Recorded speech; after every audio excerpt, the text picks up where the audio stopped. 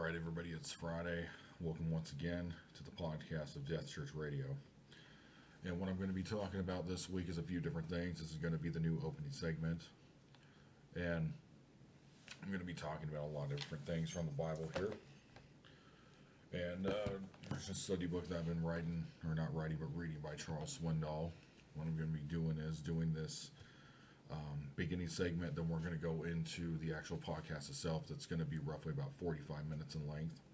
So what I wanted to do is just open up with a passage about sexual immorality in the book of Job, chapter 31. So I'm going to go ahead and read the whole chapter to you, talk a little bit about it, then talk about different things that's been going on in my week that I didn't go over on the podcast, just to make it. It's a mixture of as if you're listening to a sermon on a podcast, but it's a little lighthearted at the same time. Just tell you what's going on in my life, my world, and whatnot. So I'm going to go ahead and read this. If you want to pause this video and go ahead and pause it so you can get to Job chapter 31. This is the NIV Bible, or NLT, actually. I'll be reading from the first Bible that I got. So if you want to pause this now, go ahead. And we're going to get started by reading chapter 31. Job's final protest of innocence. So I made a covenant with my eyes, not to look with lust at a young woman. For what is God above chosen for us? What is our inheritance for the Almighty on high? Isn't it calamity for the wicked and misfortune for those who do evil? Doesn't he see everything I do and every step I take? Have I lied to anyone or deceived anyone? Let God weigh me on the scales of justice, for he knows my integrity. If I have strayed from his path, or if my heart has lusted from what my eyes have seen, or if I am guilty in any other sin, then let someone else eat the crops that I have planted. Let all I have planted be uprooted. If my heart has been seduced by a woman, or if I have lusted for my neighbor's wife, then let my wife belong to another man. Let the other man sleep with her. For lust is a shameful sin, a crime that should be punished. It is a fire that burns all the way to hell. It would wipe out everything I own. Verse 13, if I have been unfair to my male or female servants, when they brought their complaints to me, how could I face God? How could I say when he questioned me, for God created both me and my servants, he created both of us in the womb. Have I refused to help the poor, or crush the hopes of widows? Have I been stingy with my food, stingy, and refused to share it with the orphans? No, from childhood I have cared for orphans like a father, and all my life I have cared for widows. Whenever I saw the homeless without clothes and the needy without nothing to wear, they did not praise me for providing wool clothing to keep them warm. If I raise my hand against an orphan, knowing the judges would take my side, then let my shoulder be wrenched out of place. Let my arm be torn from its socket. That would be better than facing God's judgment. For it is the majesty of God that opposes me. For if the majesty of God opposes me, what hope is there? Have I put my trust in money, or felt secure because of my gold? Have I gloated about my wealth and all that I own? Have I looked at the sun shining in the skies, or the moon walking down its silver pathway, and been secretly enticed in my heart to throw kisses at them in worship? If so, I should be punished by the judges, for it would mean I have denied the God of heaven. Have I ever rejoiced when disaster struck by my enemies, or become excited when harm came their way? No, I have never sinned by cursing anyone or by asking for revenge. My servants have never said, he let others go hungry. I have never turned away a stranger, but have opened my doors to everyone. Have I tried to hide my sins, like other people do, concealing my guilt in my heart? Have I feared the crown or the concept of the masses, so that I keep quiet and stay indoors? If only someone would listen to me. Look, I will sign my name to my defense. Let the Almighty answer me. Let my accuser write out the charges against me. I would face the accusation proudly. I would wear it like a crown. For I would tell exactly what I have done. I would come before him like a prince. If my land accuses me, and all its furrow cry out together, or if I have stolen its crops, or murdered its owners, Then let thistles grow in the land instead of wheat, and wheat instead of barley. Job's words are ended. So this one was actually fairly difficult to read. I mean, in the book of Job, he's trying to defend himself against, when he's talking to his friends, that last 30-something chapters, after God takes everything away from him, and then God intervenes in the last, I believe, 1 or 2 chapters to talk to him about all the things that that he doesn't know about, that it is in God's design. Saying that you shouldn't boast by saying you know everything and you've done all these great things, even though he was just trying to, I feel he was just trying to defend himself. But anyways, I was reading Job on a podcast a couple days ago that I'm going to be uploading in a little bit. And the one that really struck out to me was the first verse, and also I believe the 8th verse, where he talks about that the lust would burn up everything I own. And I did explain this on Facebook, where I do believe that he's talking about in a literal sense of burning up everything I own because of the problems that would come towards cheating and going for the ways of lust in the way of how it would end. So, giving for the fact that, you know, he was saying that he doesn't do it, and that he has been he has abstained from sexual immorality. He was talking about that it would literally burn up everything, where he would lose all his money, he would lose everything. That which is kind of odd, because in the beginning of the book, it talks about how Satan not tempted God, but told him that, you know, the only reason that he's following God the Father, is following the Trinity is because of the fact that he is rich and he's bountiful and has all these things, and he has a really nice family. And even though God was defending him, saying, well, you know, he's done all these great things and he really does live for me, and it's not just because he's rich, and Satan says, we'll take it all away from him, we'll see then. But anyways, he was talking about lust, and it really it really hit me in the heart this week. I really personally haven't been, like, when it comes to the sin of lust, I've not really been, it hasn't really become that much of a problem within the last probably about 2 months for me. But now this week is when it's really hitting hard, to the point where it's just grinding on my brain. And so I'm not going to go into too much detail about it, but it's just been really, really just getting to me lately. I'm not exactly sure why. It's a type of test or an attack or something like that. I'm not exactly sure, but it really, you know, when I read that in Job, it really spoke to me. I also go on a little bit about how I read this in the podcast, so I'll just go ahead and leave it to that. But anyways, okay, so we're 8 minutes in. You know, actually not too much has happened this week. It's actually been a really good week.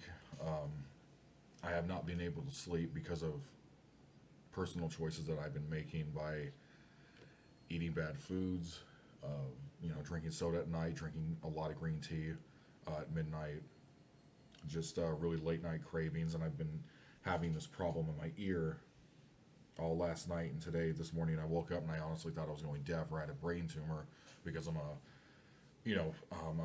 hypochondriac. Reading the Bible this week has just been really good when it comes to really living out the Word and talking about it on Facebook with my friends. Just trying to do the best I can while walking with Jesus and watching Christian videos. I've been watching a lot of videos by the Vigilant Christian, and also Doug from Fellowship of the Martyrs. I've been watching a lot of their stuff. I haven't watched Call for an Uprising in a while. I'm probably going to do that this week. But I've been studying, reading my Bible. I've been reading the study book. I've been doing silent prayer all week for a certain amount of time every day, and I have a prayer list that's getting bigger. But, you know, I talked about that on the show. So, yeah. So I don't remember which episode of Death Church podcast this is, but we're going to go ahead and get into the first segments, and then I'm going to try to upload it on Friday night. I'm not doing what I normally do on Friday night and drink with my friend and, you know, hang out and record music and whatnot, because tomorrow's his father's birthday, and he's taking his parents to Utah, so we're going to end up just hanging out and having guys time tomorrow night. So I'm going to be loading this episode tonight, which is probably going to be the only Friday that's going to happen for a long time. It's mainly going to be Friday is the last part of the podcast that I film, and then it's going to be Saturday where I really upload it, and I'll throw it on YouTube and Twitter and whatnot. But yes, thank you for watching. Let's go ahead and get into the podcast. I started in a small town in the East Bay, became saved in mid-2009, and now I'm living out the Great Commission on Death Church Radio. And now here's me, Pastor Sean, with your daily dose of Jesus. Welcome everybody once again to Death Church Podcast, and let's go ahead and get into the first segment of the show. Hello everyone, and welcome to the episode of Death Church Podcast of this week, and I am Pastor Sean Stuckey, and I remember telling my Twitter followers a month ago, back when I was in Phoenix, that I'm going to be condensing down the episodes of Death Church from an hour to a half hour. But at the time, for what we call nesting period at work, I was working 40 hours a week, and it's a job that it can really break you down mentally, psychologically, because it's a very, to me at least, it's a very difficult job to do, because it's very difficult for me to take call after call, sitting in one space, saying the same thing over and over again. It can become torturous. But anyways, that's why I was going to dilute it down to 30 minutes. But then, I didn't end up working on this for like a month. I put out like 2 episodes of Death Church. This is, I believe, episode number 3. I don't know. I don't even know if I'm going to even number these, but I'm just going to have the names of the videos. But anyways, so it's a thing where and please excuse the beeps, just please look past that. I don't know how to turn that notification beep off on this phone. I'm going to be getting a new phone this Sunday, or within the next 1 or 2 weeks, so please excuse the beeps. Anyways, so I'm not really sure exactly what's been going on lately, but I'll just explain the situation. So a couple days ago, actually on Sunday, when we were coming out of Jethro's Cafe, me and my friends and my girlfriend, because she came down to visit us for about 2 days. And also keep in mind, I haven't worked on Death Church Podcast or any of the other Christian videos on my channel. I've mostly been focusing on my secular channel, which is what I have been tending to do for the last couple of years. So what happened was that we unfortunately saw an accident, and it was a motorcycle car accident. Didn't look like the man was wearing a helmet when riding his motorcycle and bashed into a car. And so the motorcycle was in this fence in the school's parking lot, and the man was facing on his face on the road. And my friend Letty got out to direct traffic, and there was no way to get around it. So we had to stop our car there because of the accident. And so, oddly, not really oddly, but, I just wanted to keep going after I saw it. I don't really exactly know why. That was my first reaction, was just to drive past them and just keep going up till the target. Which, thinking back on it, was an incredibly selfish and very, very stupid thing to think. So, Jesus, I'm sorry about that. And, anyway, so what we did is Rob got out of the car, and I think he was going to go over to the guy and see if he needed resuscitation. But we don't know if the man's dead or if he lived, or not really sure. The only thing I thought to do was just pray. So me and my girlfriend, we sat in the back of the car together. We prayed for this man who was laying on the side, who was laying face down the road, who we thought was dead. And so we just prayed for the man. And it's kind of like ever since that moment, things have started to change. Again, hasn't happened in a while, but things are starting to change again. And so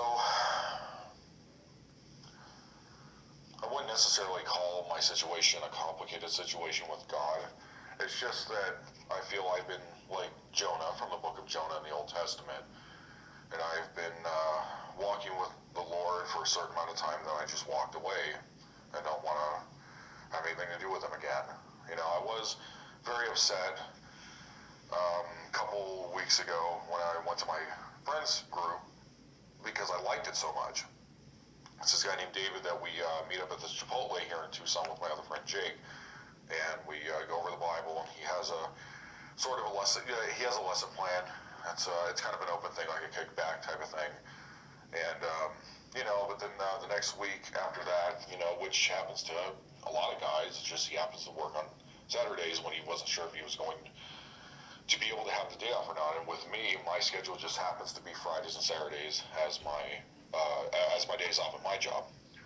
And it was very upsetting for me that when my friend Jake told me that David had to work, so we can still come together, but it's just he couldn't find anybody else to come, or he would ask other people, and this mostly decline. It's just how life works. And so it'd just be me and him hanging out without a lesson plan. And it's just like, there's no problem with that, it's fine, but it just made me upset at the fact that now this guy just has to work at his job, which is fine, but it's like it was giving me hope for something again. Ever since me and my old friend, I'm not going to name his name, me and my old friend had a bad falling out, but I'm pretty sure I brought this up on the other podcast before. It's just, it was a traumatic, it was somewhat of a traumatic experience. So I became very close to this particular person, this guy who was in the old men's group I used to go to, in the old church I used to attend, attend off and on. I hardly went. I went to the men's group, but we had a bad falling out, and things just haven't been the same since. It's just,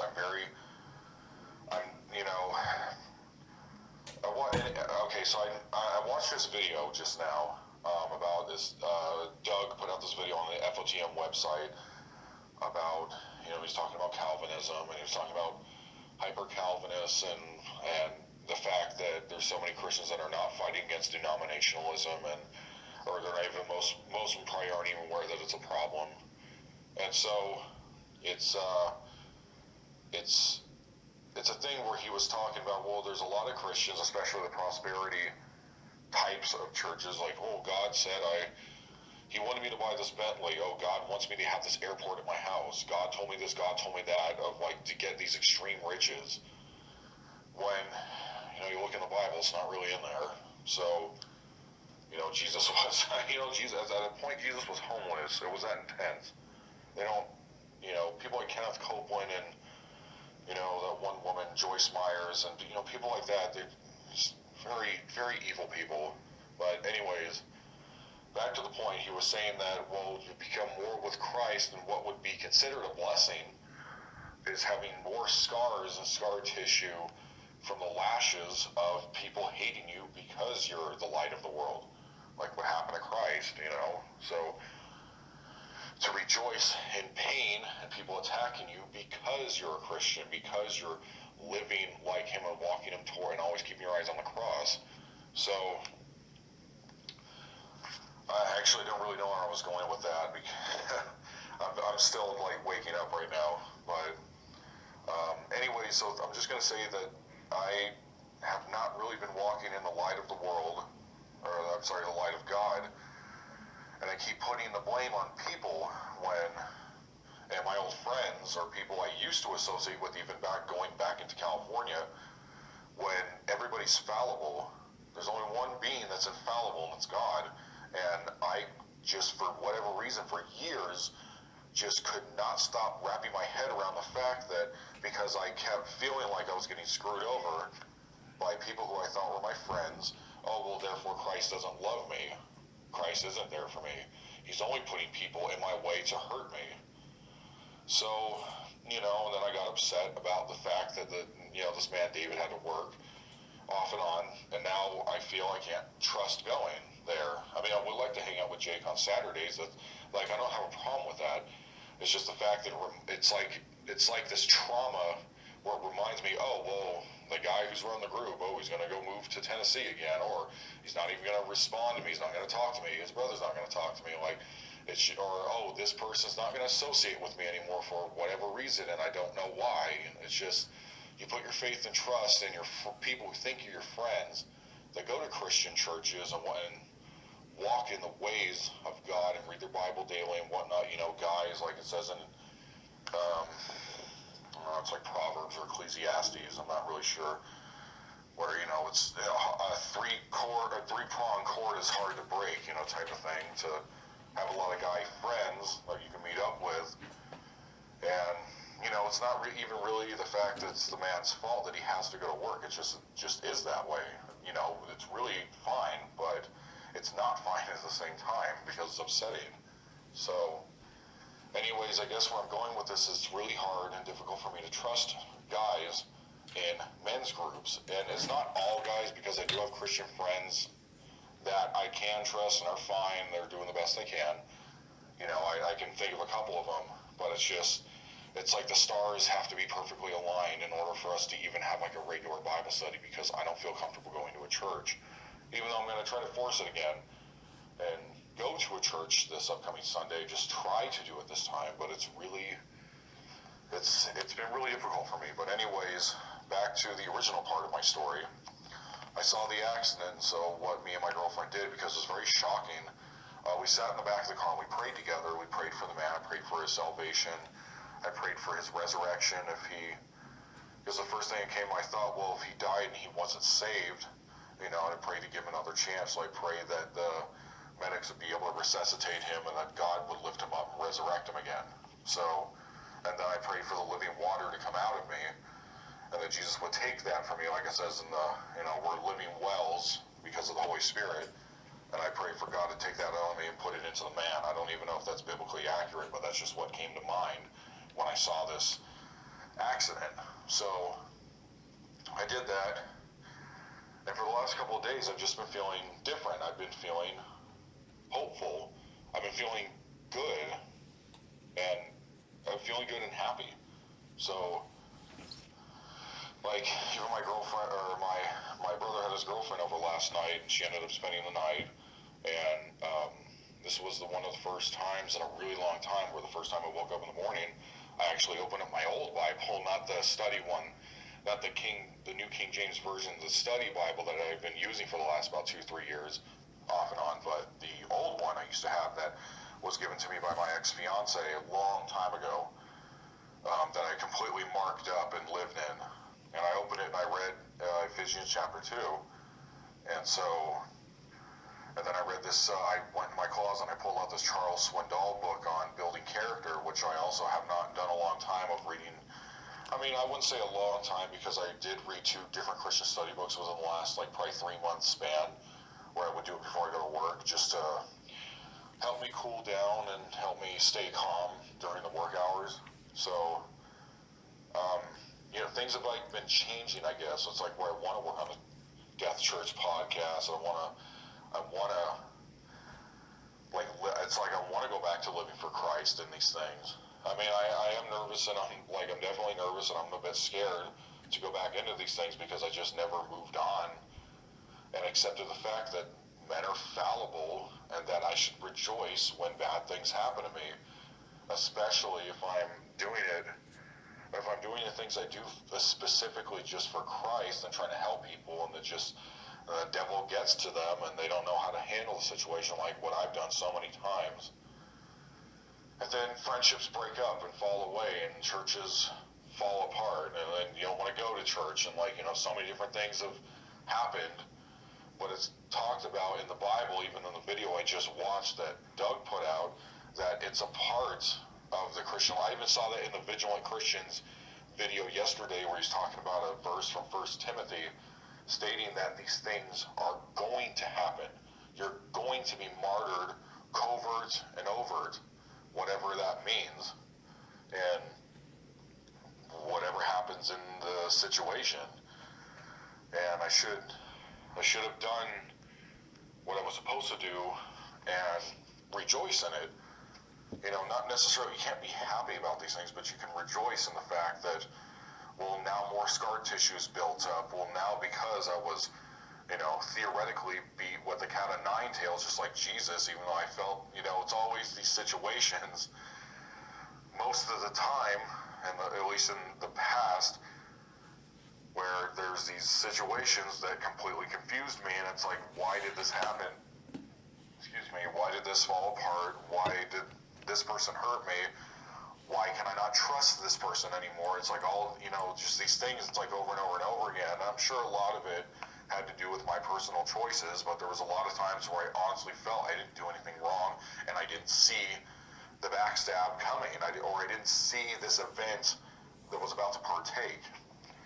And it was a thing where it was completely confusing to me, and so I just walked off and didn't want to have anything to do with God or the Bible or whatnot. But, it's just because a lot of the time I was obeying the Bible, and I was just trying to be like Jesus and whatnot, and it was like a type of persecution. I'm sure the devil was whispering and talking to people I was associating with, or even talking to me, I don't know. So I think it just counted up to treasure that was built in heaven because I felt that I was doing the right thing. So anyways, that's just my 2 cents about things that have been going on lately. We're going to go to commercial break. I'm going to be doing a combo commercial here. I'm going to be promoting 2 different bands or 2 different projects. One of them is going to be called Dirty Dice with AJ Gonzalez, also known as Al Foul or Al Gonzalez. What this man brings to the table is the type of swing rockabilly music that anyone can have playing at their bars or at the pool clubs on Saturday night. And Ross is in the band, Al and the other guy. And for this band, you're really going to want to go check them out. Give them a call, find them on Facebook at Dirty Dice with the skeleton man wearing the leather jacket with the green mist coming out of his eyes. Check out that band for rockabilly if you're really into that stuff, and hire them. And for the next commercial, really quick, I want you to it's in production right now. It's called Other Half of Joust, or Other Half of Joust Central, which is a power noise punk band with Christian-inspired lyrics. So if you want to hear some punk music that's indecipherable and you have to read the lyrics because you don't know what the heck I'm saying, then go ahead and listen to the CD when it drops in about a month. Hello everyone, and welcome back to Commercial Break. This is Pastor Sean once again with the Dead Church Radio Podcast. I said I wasn't going to number these, but I believe this is number 3 or 4, possibly number 4, I don't remember. Anyways, so today has been going pretty well. It's what I've noticed is that for the last couple of nights I haven't been sleeping that well. I'm not sure as to why this is happening, but I don't remember getting to sleep until about 4:30 this morning, and then I ended up waking up at 10:30. I am naturally a night owl, but I'm not exactly sure. Maybe I'm just watching too much TV. Last night I remember I was actually watching clips from this thing called Monster Madness that this guy James Wolfe puts out. I've been watching those this month. And I know there's a lot of Christians out there who I'm not sure if listen to my podcast or people that follow me on Facebook or Twitter that don't celebrate Halloween. And that's last year, actually, I did not celebrate it, and I didn't celebrate Christmas either, even though I spent it with my family and I bought a couple of presents. I did not acknowledge the fact that I was celebrating what is a pagan holiday, originally named Yuletide, and was, just there's a lot of research you can do on it, especially on, if you want to look up on Wikipedia, it's got a lot of information on there.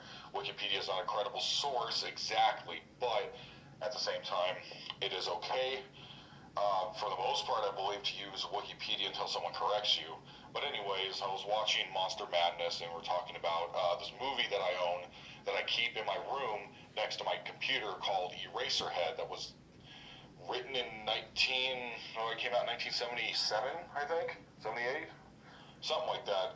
This movie by David Lynch, Eraserhead, who was Jack Nance starring in it. It's actually, if not my all-time favorite film, it's either one of them or the most favorite of all the films I've ever seen.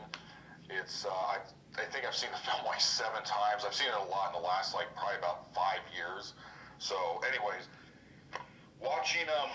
just watching a little too much TV lately.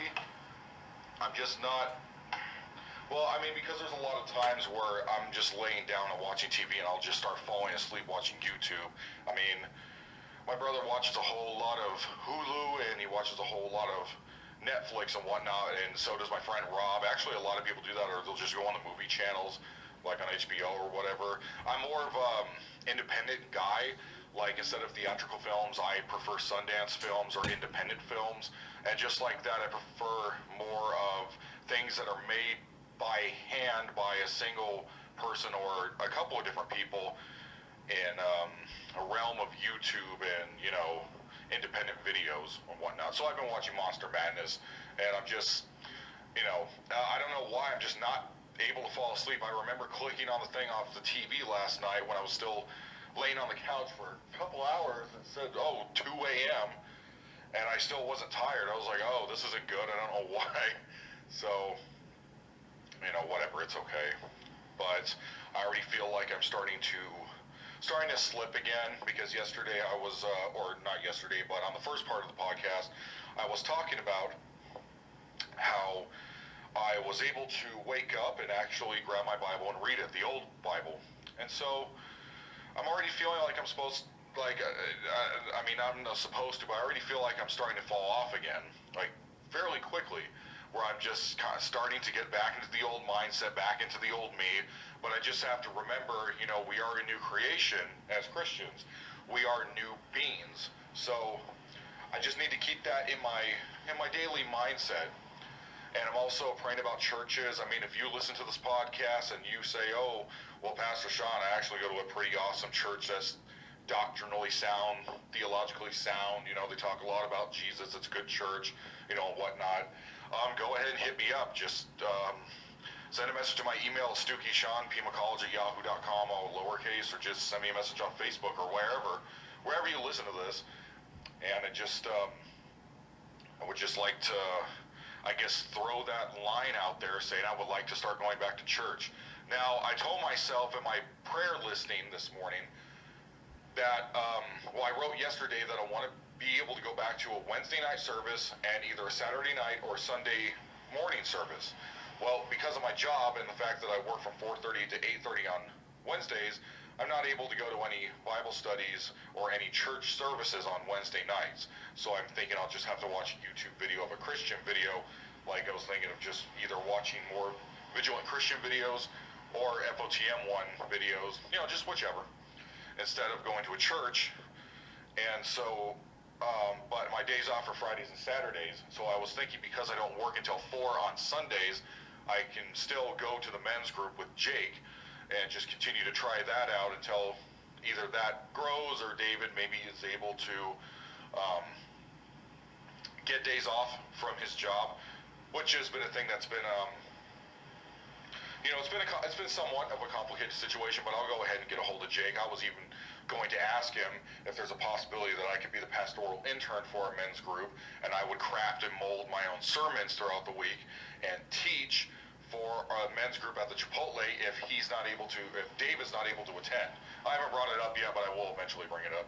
But anyways, so I just would also like to state that, you know, I'm still feeling good. I'm still feeling okay. I'm not feeling sick anymore. And also just for the fact that, you know, even getting up and reading the Bible is just something that's still good, even though I didn't want to do it this morning. It's only been the second day and already, oh, that was the previous thought. Okay, so I was watching the Vigilant Christian, one of his new videos, and he was talking about, when I was talking about the beginning of this podcast, that in 1 Timothy he was talking about this video that times are supposed to be hard. Times are very difficult when you are a genuine Christian trying to walk in the light of God and be glowing for the world, like what I was talking about earlier. And those things are supposed to be difficult. It's a war that we're in, like what it says in Ephesians chapter 6, verse 10. So it's a thing where it's just, I'm not saying that not all times are going to be bad, because it's just everything's kind of, you know, most things are in the gray in life. But when it comes to actually walking and living for Christ, everything's kind of fighting against you. It's just this big tide of a current. It's just hitting you, and it's coming from the outside, and it's coming from the inside. It's the outside where a lot of people are trying to stop you, and Satan's trying to stop you on the outside, and he's also trying to stop you on the inside because of just the natural sin that you have within you, which is what I'm currently struggling with right now. I need more Christian men and Christian women and people to just pray for me and lift me up so I can keep these things in my mindset, even to the point where I'll just be thinking of random bad songs recently this week, or just bad thoughts or images or, you know, whatnot, even when it comes to sexual things like pornography and whatnot, even though that one hasn't really been that big of a deal lately. But I'm just saying, like, I have to, what I do, it's kind of a tick that I have where I'll touch my head with my fingers and I'll pray, you know, in the name of Jesus, remove these things. In the name of Jesus, remove the lust from my head. Remove these thoughts, Jesus. And usually within about a minute, it's like that thing that keeps replaying, like, you know, a song that gets stuck in your head. The replay just kind of stops temporarily. So, I mean, I don't know if you have your own little rituals that you like to do with God to help you to stop doing those things, because a lot of times I can't stop doing that myself. It's just not, it's very difficult for me to do that. But, so anyways, I woke up this morning, and what I do is I have a prayer list now, and plus things that I write down. Like I'm reading the Charles Swindoll book, plus I read Luke chapter 12, just randomly open. Yesterday I read Ephesians, I believe chapter 2. But, you know, I was actually thinking about maybe going to the library, where my brother, is going to buy a cord for the printer that he just bought about 2 weeks ago or so. He's going to buy a cord that's going to plug up to my laptop, and then we can start using the printer here at home instead of having to go over to my parents' house and use my dad's printer or the library. And I was thinking about just going on some random church's website and printing out a daily Bible study list by yourself, you know, what I call private time, where it has a bunch of check mark boxes where it says, okay, Monday through Sunday, you read these, you read these things right here. And it's like, say, Acts chapter 1 is Monday. Then Tuesday you're going to read Proverbs number 1. Wednesday you're going to read Ephesians chapter 1. Number 4 you're going to go through the Old Testament and read Joel, like Joel chapter 1, or a couple of verses, you know, type of thing. I want to get one of those. I used to have one of those when I was in California. I have not used one of those in a long time, but I want to go back to using those types of things. I want to go back to really delving deep and eating the fruits of God by filling myself up spiritually in the morning, because I felt so good yesterday. I just felt so happy and so relaxed and very tame-natured, when I'm always very angry and very stressed and very, just spewing hate a lot and screaming and whatnot. I got a lot of, I would say that I have a lot of anger problems and a lot of problems where, I have a very dark sense of humor. I have a very extreme mindset and personality, and I'm not exactly sure how else to put that. But yeah, but now I'm feeling very calm, very okay, very collected right now. And there was something that struck me this morning when I was reading the Bible in Luke chapter 12, verses 1 through 5. It was talking about what can don't fear man, or don't fear the people who are able to kill you, because Jesus said that's all they can do. And he was talking about the Pharisees in the beginning of the verse. Beware of the Pharisees' hypocrisy. But the thing that really struck me is something I haven't read in a long time.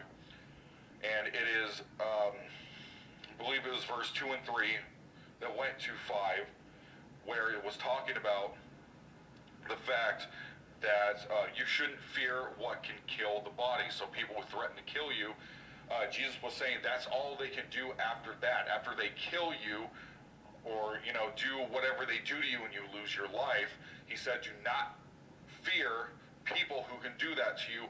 Fear God. He was saying fear the Father, fear him, fear the Holy Spirit. I believe he was talking specifically about the Father in that verse. I'm not exactly sure, though.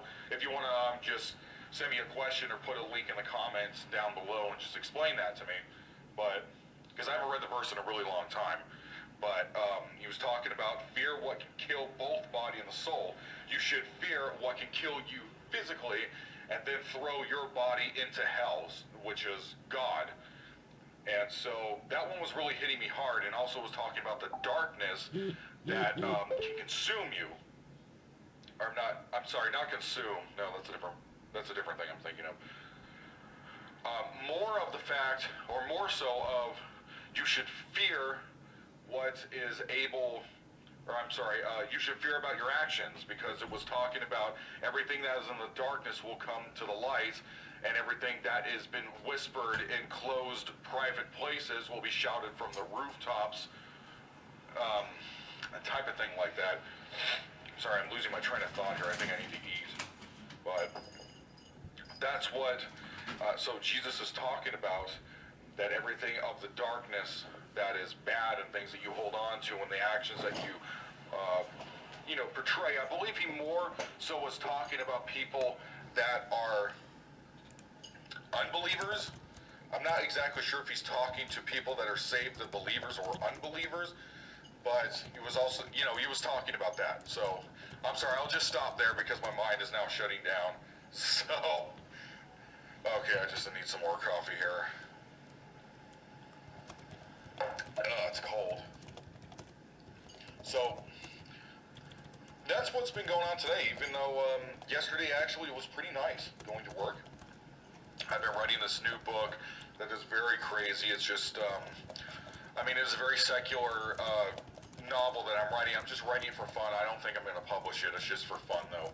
I was actually thinking about maybe going back to once a year writing novels of Christian study books like what I originally wanted to do. Because I remember on the last podcast a month or so ago, I was talking about that I was writing a 300-page book called The Inquisitive Dogma, Searching for the True Theology. And I was going to end it with, right now denominationalism is really bad. It has nothing to do with the Bible. There's not going to be a certain denomination of people that are going to be in heaven. It's not just going to be all Jehovah's Witnesses or just all the Mormons or all, the Second-day Adventists or the Baptists or, Seventh-day Adventists. I'm talking about just people who serve God, who serve Jesus. So anyways, I was actually thinking about going back to do that and maybe writing chapbooks that are Christian study books like what I did with my first book, Cut My Sky Out. So I was actually thinking about doing that. But I digress, and we'll be right back. Let's go ahead and stop, and I'll give you some information on what I like to call reanimated radio. Used to be Metal Blessing Radio, taken from the song from Mortification on one of their new albums, but it's now called Reanimated Radio on Live365.com. And if it's something that you want to listen to when it comes to heavy metal, black metal, death metal, blackened death metal, blackened death thrash metal, thrash punk, like anything of any hard source of metal or heavy metal music that you really are into, but you are just sick of the lyrics of Odin and Thor and all the pagan gods, and you're sick of hearing Satan in the songs and things like that, and you want just a daily dose, a daily helping of Jesus and the lyrics, but something that got to get down to, that you want to get down to, it ain't corny, go to this radio station, Live365.com. I use it every other day. I'm always listening to metal music. I'm not into the glam stuff, but everything else, especially the black and death metal, that's some good stuff, man, the unblack metal. So I would highly suggest you go on reanimatedradio.com. Welcome back, everybody. This is once again the show, the pastoral show, not necessarily a doctrinal show. It's not too complicated. I like to keep it on the show's on the DEL, but I like it, try not to make it too complicated. It's just something nice to listen to, that's godly. You can get your daily doses of Jesus, or actually weekly dosage, because I don't put this out every day. Hour-long podcast called Death Church Radio. Check out that gem that I was telling you about that David Castor runs, called Faith, Weights, and Protein Shakes. He put up a thing on his Facebook saying you can now pay $10 a month to use his gym, and you will even get for 1 month each, I think one day a month, you'll get a free training session with him, and then you can sign up for that if you would like to do that. So you get a spiritual workout and you get a physical workout. So I was just reading this book today, like I was reading pretty much all this week. It's called Building Blocks of Biblical Character by Charles Swindoll, and I actually want to read a section in here that was, something that I was reading for a little bit, and I thought to myself, this would go really good on the Death Church podcast. It's something to listen to. So I'm going to read this. It's going to be a story about this guy. His name is William Wilberforce, and he had a prayer way back in the day when the slave ships were coming down to America, and he was talking about that he was praying about the morals would rise in our country at the time, and also also that he hated the fact that a lot of people were suffering greatly just for the benefit of raising the money in the economy. Because if you just throw, like what Louis C.K. said, just throw a bunch of slaves at something, it becomes very industrialized and very, the country becomes very wealthy. And which is really, honestly, I mean, it's a terrible thing. But I'm just it's called the Living Insight section on page 6, going to page 8. I'm going to read this and then give you my opinions on it for our third segment of Death Church podcast of this week. Okay, so Living Insights. Like the coal smoke that billowed from the remnant chimneys, a moral blackness had settled on the city of London by the year 1787. Emerging from the soot was an empire built on the backs of the illiterate poor. Dickensian children worked the mines and mills 18 hours a day for a few shillings a month. Slave trades plowed the high seas to Africa, harvesting human flesh and supplying it to the West Indian plantations. Back home, the pampered rich hoarded their bounty for cash for private pleasures, not caring that the coins themselves were tainted with the blood of human suffering. In the midst of this blackness stood one young Christian, just coming to full height in his faith, William Wilberforce. Not yet 30 years old, Wilberforce was already a political veteran, having won the coveted Yorkshire seat, the most powerful constituency in the House of Commons. A small man, barely 5 feet tall, he would become the David to fight the immoral Goliaths of his society. The Lord has raised you up to the good of his church and for the good of the nation. The forceful clergyman John Newton told him one day. John Newton, is that the dude who wrote Paradise Lost? Anyways, so as Wilberforce pondered that what might mean, the plight of African men and women herded like beasts into the bellies of slave ships came to his attention. He was appalled by London's decadent lifestyle and how it was financed by this atrocity. On a foggy Sunday morning in 1787, he penned in his journal, "Almighty God has set before me two great objectives: the abolition of the slave trade." The abolition of the slave trade and the reformation of morals. Focusing his passion on these goals, Wilberforce joined forces with fellow abolitionists and began collecting the stones of evidence that they would need to do battle with. The first encounter in 1788 proved successful with the passage of a bill that limited the number of slaves who could transport per ship. This victory, however, inflamed the corrupt bloc of legislators keeping office by the powerful traders. And everybody who heard that ding, there's probably going to be a couple more dings in the show. Every time you hear a ding, I owe you a Hornsby. Subsequent attempts to abolish slave trading met furious opposition. In 1791, Wilberforce, the dwarf with a big resounding name, as he mocked in a poem, mounted a well-prepared assault, blasting the slave trade with booming eloquence. The opposition asserted that abolition would put thousands of sailors out of work, destroy the lucrative West Indies trade, and cripple the economy. In the end, commerce clicked its pursuit, as one person observed, and Wilberforce lost. But he did not give up. Again and again, he pleaded the case to the abused Africans. In 1792, he and his abolitionist friends took their cause to the common people, using as an emblem the picture of the slave pleading, "Am I not a man and a brother?" A boycott of the slave-grown sugar was organized, petitions were filed, but the powerful West Indian bloc still defended the legislation. Behind the scenes, he and his companions still working, forming the Society of the Education for Africans, the Society of Brethren, the Conditions for the Poor, and other organizations to bring light to London's moral darkness. Excuse me. In the meantime, Wilberforce continued to present his bills against the slave trade despite failure every time. Finally, after 20 years of tireless effort, at 4 o'clock in the morning on February 4th, 1807, the bill to abolish the slave trade passed. Later in the month, when the Parliament ratified the legislation, members of the House cheered Wilberforce's passionate labors. Tears of relief and joy streamed down his face as he realized the battle was won at last. The Goliath slave trade was dead, but there were other giants to overcome. Total freedom for existing slaves was Wilberforce's next vision, a dream that eventually came true 3 days before his death in 1833, when Parliament passed a bill for the abolition of slavery. William Wilberforce was a man of great character, more concerned with justice and righteousness than political popularity.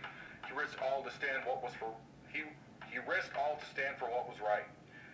In the many ways, his stand led to the abolition of slavery in the United States 30 years later, when Abraham Lincoln freed the slaves in 1863.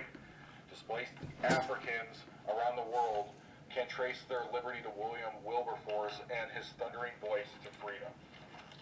So there you go. It's a really nice story. Sorry, that's not funny. It's a really nice story for, the fact of all those things are happening. Those things are actually happening now. What's her name that's going on the $20 bill? I forgot the woman's name. Jeez, that's not good. The woman's name, anyways, the woman who's going on the $20 bill, she had this Underground Railroad, and so she is accredited as saving around 350 slaves at the time. And, it's a great act. She's a great woman. And at the time, but when you think about it now, here in the year 2016, there's actually, it's like 10 times more slaves around the world than there was at the time when slavery was just okay in America at the time. Back in the late 1700s, half of the 1800s, or actually more of the early 1800s, but it's more of a thing where it's more prevalent now, actually. I used to pray feverishly about a year or so ago, maybe a year and a half ago, for all those sex trade websites that try to stop the sex trade industry and whatnot, like Love 146. There's a whole list of them on you can see on Wikipedia's page for organizations that try to stop that. I don't know exactly what some of them are doing, because some of them it's kind of, with one of those organizations, the one for Tucson, it was like kind of sketchy. But anyways, so I just wanted to read you that as a symbol for hope, because I've been needing, definitely with me, Pastor Sean, I've been needing a lot of hope this week. I've been needing a lot of help this week. I've been praying a whole lot for a whole lot of different people. Oh, I actually forgot to do that last prayer. Okay, so yeah, so that's what's pretty much that's pretty much what's been going on in my. Sorry, everyone. I don't know where I was going with that story. It just sort of hit me a little bit, but so it is prevalent in our society, though. It is here. It's always going on around us. Even on the deep web, there's horrendous stories. It got to the point where I was so offended at this video that I saw about these deep web websites about a year and a half ago, that I actually made a video that I played every day for a little while. I think it was a couple weeks or so, off and on. I played this 24-hour prayer that I made just specifically to give strength to all those organizations that fight against it, and that the people would be able to get out of it, that are stuck in, around the world, especially in poor countries. It's like incredibly sad, but it's not funny at all. But anyways, I guess that's where I was going with that story. I also read something on a somewhat similar note. I was reading in the Bible today for my quiet time. I'm going to be talking about that a lot, because the quiet time is it's very important. But that's what I was okay, so what I was reading was Job. I just opened the Bible and it ended up being Job, I think chapter 31, and it was talking about lust, that it will burn up everything I own. And that's what Job was talking about when he lusts for another woman that's not his wife. He's saying that he should give the woman over for other men to have sex with her if he's going to act like that, and let the lust live in his heart to go after other women and do horrible things that have to do with the sin of lust. And I was putting that on Facebook, for people to look at and comment on, just to get a little discussion, conversation going. So so I just wanted to talk about that also for a little bit, that it's just also been hitting me in the heart lately for lustful problems, even though I said earlier in this podcast, because I actually record about 15 minutes per day until I get around maybe an hour or to an hour and 25 minutes, just somewhere around there for the podcast, like Stone Cold Show. But, so, Lust is now actually starting to rear its ugly head. Oh my goodness, there is something in my sock is driving me nuts. Okay, it was a kernel, just got it out. Anyways, so the sin of lust is now starting to rear its ugly head again, which it has been in my life since at the age of 11 till now. I'm at 28 now, almost at 26. I'm 28 now. It's a plight of men. It is incredibly difficult to get past this because it's just something that's in you all the time. It's always kind of with you.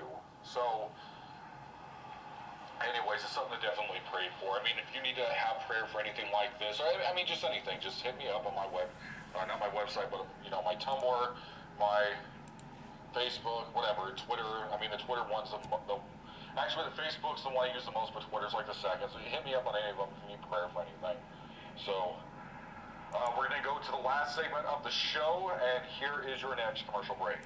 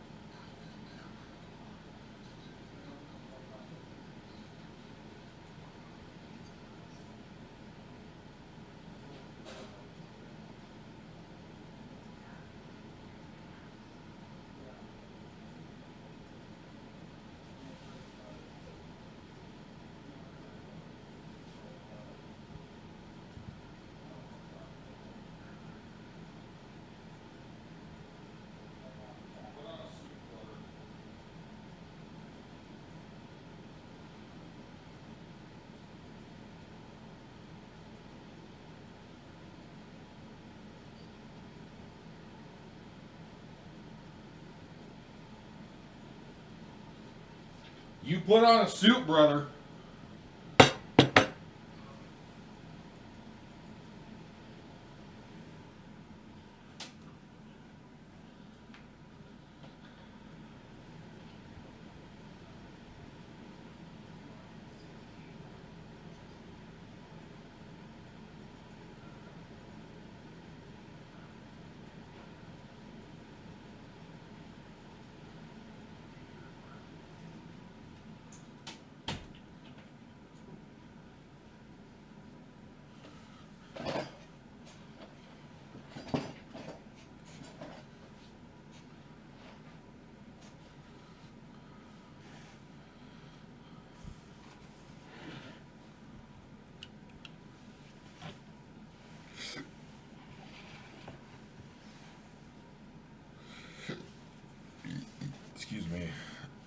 Excuse me, sorry.